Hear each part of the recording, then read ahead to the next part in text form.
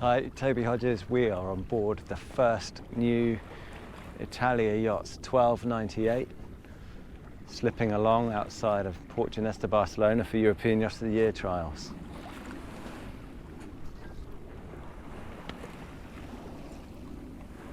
Just been sailing along here in about 6 knots, true wind, with the white sails, well, black sails, but yeah, main and slightly overlapping Genoa. And now we're just getting ready to set the kite.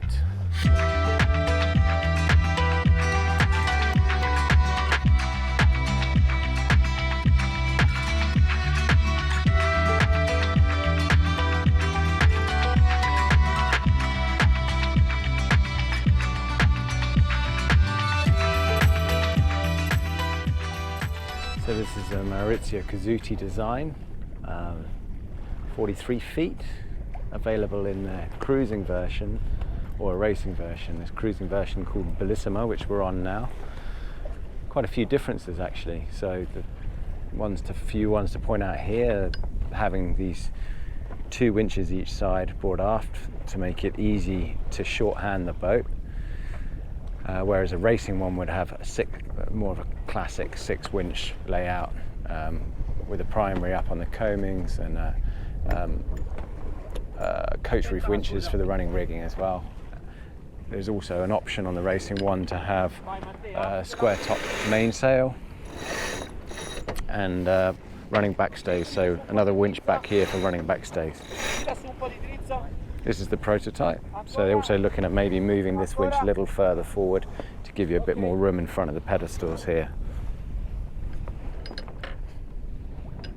But it's already proved a success with 12 sold since the Cannes boat show 1 month ago. Haven't yet come across an Italia yacht that I didn't really enjoy sailing. This is slipping along really very nicely indeed. Now with the Jenica raised, we're in about 6.5 to at times 7.5, 8 knots true wind, and we're either matching it or at times exceeding it, especially when we're now going with the waves a little bit as well. So it's a really slippery animal. Sailing close reaching at the moment, sort of 60 degrees the apparent wind. Foot of the Jenica just getting close to the water there. It's really nice. Nice to be sailing a single rudder boat again.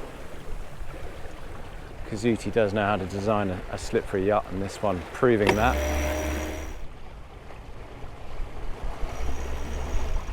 So they're doing just nearly 7 knots in 6.5 knots true. Moving forward along the deck here. Now we've run out of wind completely. Short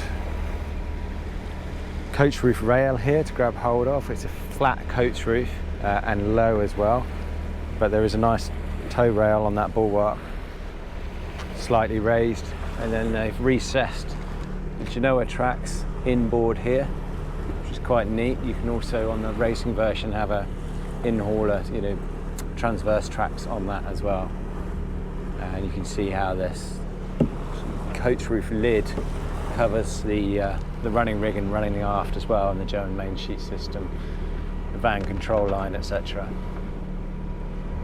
It's quite a aggressive non-slip, I would say. Glad I got shoes on. Aluminium Selden rig, standard, flush hatches there going through the foredeck. Quite a big foredeck area, and you notice the Jenica bag is out on deck. I mean, there is a locker here, but it would be really a chain locker if there was an anchor on here, which there isn't. So there's the windlass for one, and the chain would sit in there, so you'd only really have room for fenders above that because you've got a small gas locker there as well. You can see how the anchor roller sits below that bowsprit. So yeah, on deck stowage there's a couple of quarter lockers, and that's about it because there's no bench lock as well. So yeah, downwind sails probably live below deck. And aft here you have identical setup each side really, so the banker clutches coming to these 2 inches. can have them both powered or one powered. This one has controls for that powered winch here as well. There is room to get in here if you have a main sheet trimmer there, or to sit forward of the wheel. That is a little bit squeezed. And then you're in the quarters here, so just taking this off, but show the swim platform here. This lifts here to access the life raft locker, and then you have quarter lockers each side here.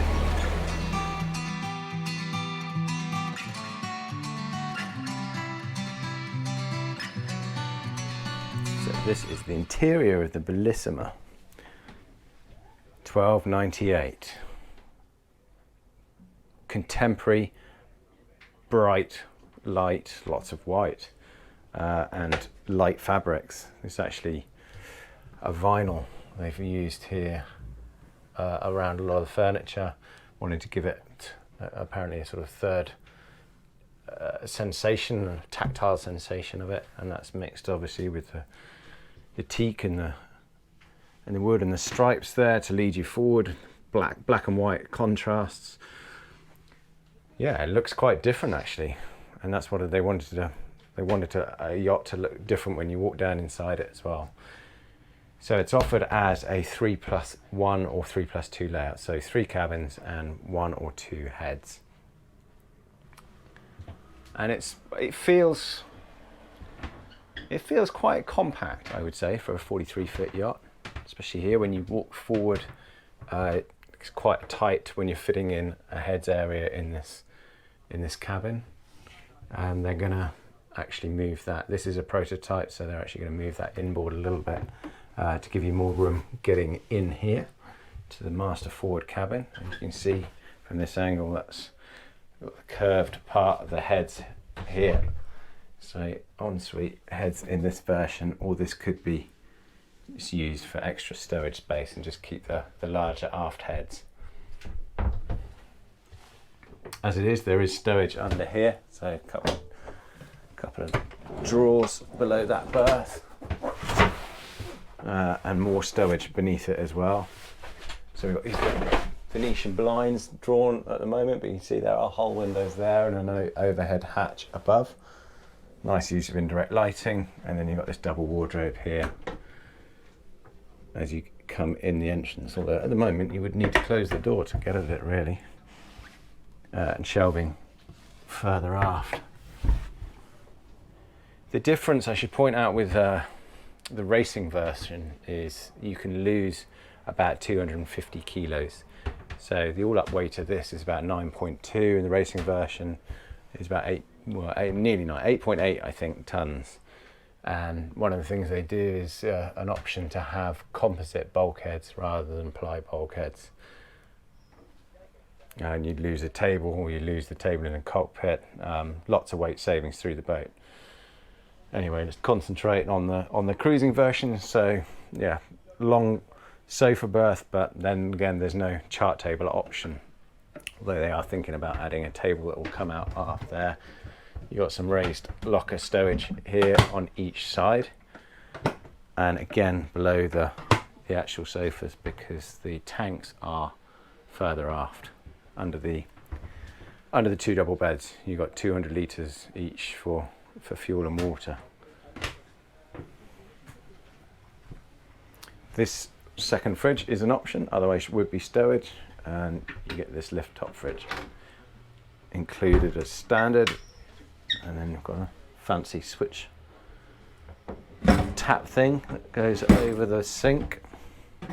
Cool. That weighs a bit. Good grab handle in there, which you need moving forward at heel. And then raised lockers around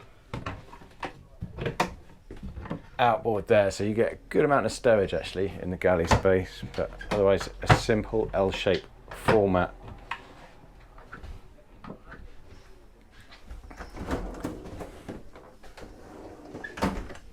With a bit more stowage beneath the sink and drawers there to the side. Not sure how durable this will be. I think it'll get dirty quite quickly actually. This vinyl. Separate shower in the aft heads area.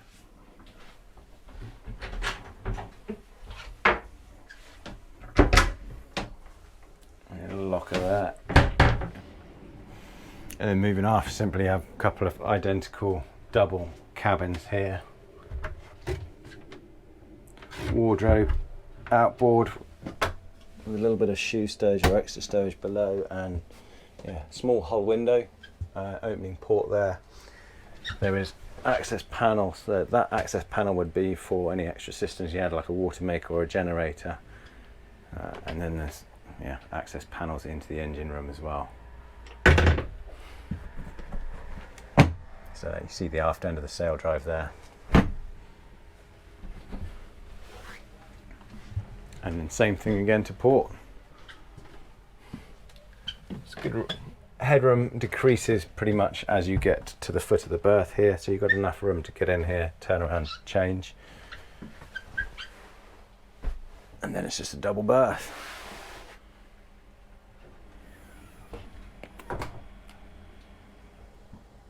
You've got a 50 horsepower Volvo Penta, standard engine, quite tight in there, and because it's only the bottom 3 steps that lift up here, but you do have access panels from each cabin each side there. I've just lifted the panel here as well to show the bilge and the top of the keel bolt there.